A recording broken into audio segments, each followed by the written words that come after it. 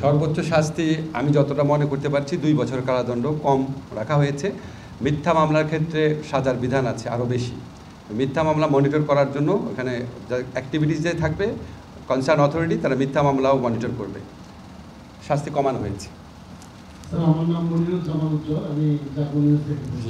এটা তো আজকের বিষয় না, তবু আপনাকে বলি, শুনে নারী সংস্কার কমিশনের যে প্রস্তাব সেটা হচ্ছে একটা কমিশনের প্রস্তাব, এটা সরকারের সিদ্ধান্ত না।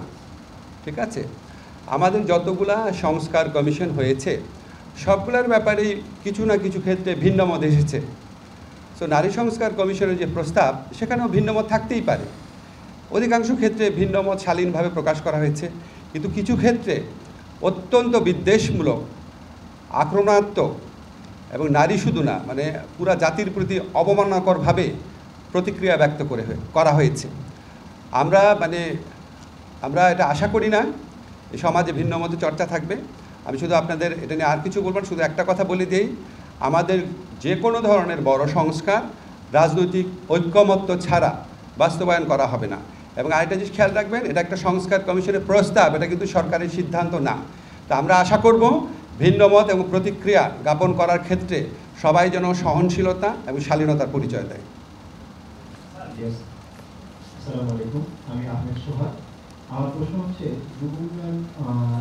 ভাই সংখ্যা বলতে পারবো না, 95% মামলা রাফলি স্পিকিং, হ্যাঁ 95% মামলা তদন্তাধীন যেগুলো আছে বিচারাধীন আছে সব বাতিল হয়ে যাবে। আচ্ছা আমি আপনাদের বলি, এটা তো ওয়েটিং হতে হবে, তারপরে এটা আপনার চূড়ান্তভাবে পাস হতে হবে, তারপর গেজেট নোটিফিকেশন হবে। আমরা আপনাদের শুধু উপদেষ্টা মণ্ডলীর সিদ্ধান্ত জানাচ্ছি।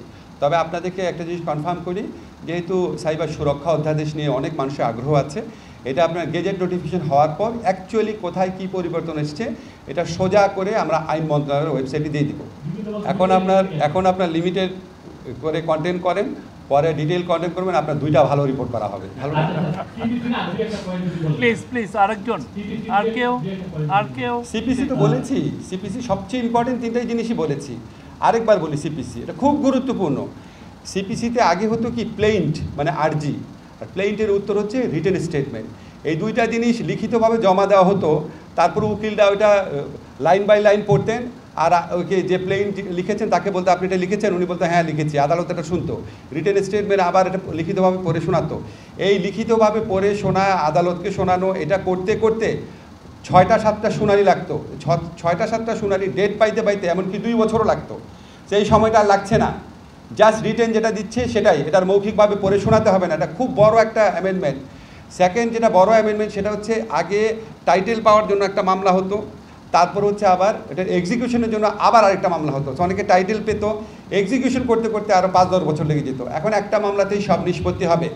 আগে আপনার ইচ্ছা মতো অ্যাডজর্নমেন্ট নেওয়া যেত, 6 বার মুলতবি নেওয়া যেত, এখন সর্বোচ্চ 4 বার মুলতবির ব্যবস্থা করা হয়েছে। আগে হচ্ছে আপনার সমন জারি করা নিয়ে প্রচুর সময় লাগতো, এখন আপনার সমন জারি করার পাশাপাশি হোয়াটসঅ্যাপে, ইমেইলে, মেসেঞ্জারেও মেসেজ পাঠানো যাবে। ওই মেসেজ পাঠানোর রেকর্ডগুলো আমরা রাখবো এবং এটা এডিশনাল মেজার্স হিসাবে এরকম কিছু কিছু জিনিস করে আমরা আশা করছি মামলার সময় আশা করছি অন্তত অর্ধেক কমে যাবে। আগে যদি আপনার 5 বছর লেগে থাকতো এখন 2.5 বছর হয়ে যাবে, আগে যদি 2 বছর লাগতো তাহলে 1 বছর হয়ে যাবে।